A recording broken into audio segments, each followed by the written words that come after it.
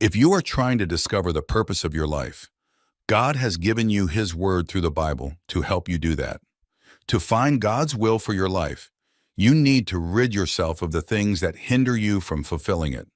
Here are 7 mistakes that Christians make when trying to discover God's plan for their lives. 1. Not asking God to reveal His will. Have you ever been in a situation where you wondered if God was trying to tell you something, but you were too afraid to ask Him? Have you had one of those thoughts that you pushed to the back of your mind and hoped would disappear? Please don't make that mistake. God is always willing to help you, and you need to ask for His guidance. But here's the catch. You have to ask and then trust. How often do we find ourselves at crossroads, internally debating which path to choose, without turning to the most reliable source of guidance? In moments of indecision and uncertainty, it is crucial to remember that we are not alone.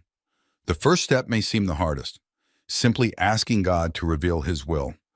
Lewis says, God will not leave us without guidance.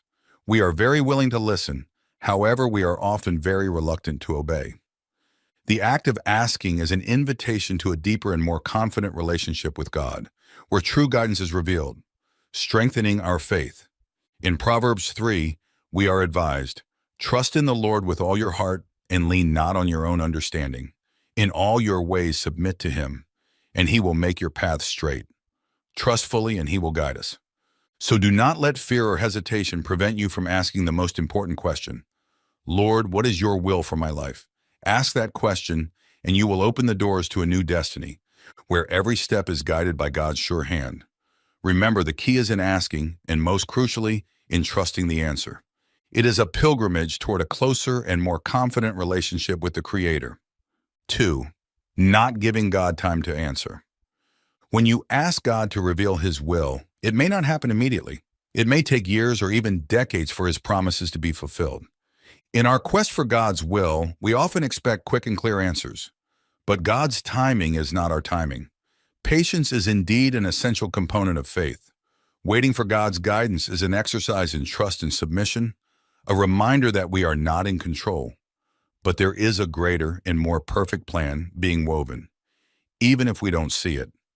Lewis, in exploring the nature of time and divine patience, wrote, "The future is something which everyone reaches at the rate of 60 minutes an hour, whatever he does, whoever he is. Each moment is a piece of the great mosaic of our life, carefully placed by God, with a purpose that we often only understand later." The example of Abraham is one of the most powerful about waiting on the Lord. In Genesis 17, when God promises a son to Abraham, already at 99, and to Sarah, barren at 90, the promise seems beyond belief. However, this decade-long wait for the fulfillment of God's promise, culminating in the birth of Isaac, reinforces the message that God is faithful and fulfills His promises, but in His own time. But the Lord is faithful, and He will strengthen you and protect you from the evil one. 2 Thessalonians 3:3. So as you wait for God's answers, remember that waiting is not an empty space to be filled with anxiety. It is a space to be filled with preparation and growth. God is working, even if we don't see the fruits immediately. 3. They listen to other voices instead of God. In a world filled with noise and incessant voices, finding God's voice can seem like a Herculean task. The opinions of others, social demands, and even our own expectations can drown out the gentle whisper with which God often speaks to our hearts. It is crucial, then, to learn to distinguish these voices and focus on the one that truly guides and brings peace. You know that phrase, "Sticks and stones may break my bones, but words can never hurt me"? It's not true. Words hurt, and if you pay attention to what you're saying, you'll realize you're actually hurting yourself. In today's world, people are surrounded by many voices. We have thousands of voices clamoring for us to listen to them. Unfortunately, many of these voices distract us from hearing God's voice. C.S. Lewis touches on this point insightfully in his writings, highlighting the importance of being attentive to external influences. In one of his reflections, he observes, "It is what comes out of a man that defiles him." It is dangerous to allow external voices to shape our inner selves, to the detriment of the inner voice, the one that echoes divine truth. The Bible offers clear guidance on how we should proceed amid so many voices. In John 10:27, Jesus says, "My sheep listen to my voice. I know them, and they follow me." This verse not only reinforces the importance of listening to God, but also assures us that, as His sheep, we are capable of recognizing His voice among many others. When you find yourself surrounded by multiple voices clamoring for your attention, take a pause and ask yourself, am I listening to the voice that truly matters? Seeking moments of silence and reflection can help you tune in to God's voice, which always seeks to guide you to paths of peace and truth. How can you today lower the volume of distractions and amplify the voice that guides and comforts? 4. Lack of faith to take a leap of faith. Taking a leap of faith is like walking on water on a starless night. You know the direction, but you can't see the path. This act of trust transcends immediate understanding and challenges us to move beyond the comfort of the known. Fear of the unknown is natural, but it should not be a hindrance when we feel the call to move forward. C.S. Lewis, in his Reflections on Faith and Doubt, once said, "Faith is the art of holding on to things your reason has accepted, despite your changing moods." We need to stand firm in what we know to be true, even when our emotions are unstable and the path ahead seems uncertain. The story of the rich young ruler, as narrated in Mark 10, is a powerful illustration of the struggle between the desire to follow Christ and the attachment to earthly securities. Jesus challenged him to take a leap of faith, to abandon his riches in exchange for treasure in heaven. The young man's inability to give up what he possessed reflects a divided heart, not yet ready to fully surrender to the faith that called him to a life of fullness in Christ. True faith calls us to look beyond human limitations and believe in divine providence. Each leap of faith is an opportunity to witness the transformative power of God in our lives. Ask yourself, what am I holding on to so tightly that is hindering my walk with God? Consider what may need to be left behind to more fully follow Christ. How can you strengthen your faith to take this next crucial step? 5. They don't trust God in all areas of their lives. Trusting God is an exercise in total surrender, not selectivity. It's easy to trust when the sea is calm, the sky clear, and all is well. But the true measure of faith is revealed in storms, when waves threaten and the sky darkens. Trusting God in all areas of our lives means acknowledging that He is sovereign not only in moments of joy, but also in times of challenge and uncertainty. If you've seen other videos here on the channel, you know that C.S. Lewis went through terrible situations in his life, and because of that, he could find strength in God. And then he writes, "We never find the true faith until we find it necessary."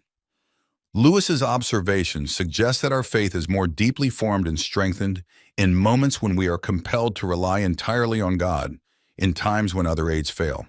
The commandment to love the Lord your God with all your heart, with all your soul, and with all your mind, as expressed in Matthew 22:37, shows a comprehensive and unconditional trust. This comprehensive love and trust are fundamental to a faith that permeates every aspect of life, not just the areas where we feel comfortable or secure. 6. They refuse to follow Jesus because they don't think it will benefit them. Following Jesus is a choice that goes beyond the calculation of immediate gains and losses. Often, the journey with Christ is seen through the lens of personal sacrifice and renunciations, but it is essential to realize that true freedom and fulfillment lie in aligning our lives with His. Finding Jesus is discovering the freedom to live not only for oneself, but for a greater and more transformative purpose. C.S. Lewis, in his work Mere Christianity, speaks about the paradoxical nature of following Jesus. Lose your life and you will save it. Lewis reminds us that while it may seem like we are giving up a lot to follow Christ, in reality, we are gaining much more in depth, purpose, and true joy. Jesus' invitation in John 14:12, "If you believe in me, you will do what I have been doing," is not just a call to replicate His miracles, but primarily to adopt His way of love, service, and self-sacrifice. This reveals an invitation to personal transformation and collective impact, indicating that our greatest fulfillment comes not from following our own plans, but from aligning ourselves with His. So if you find yourself hesitant to follow Jesus for fear of losing your own way, consider the invitation to a life of broader significance. Following Jesus is not a limitation, but the expansion of our truest possibilities.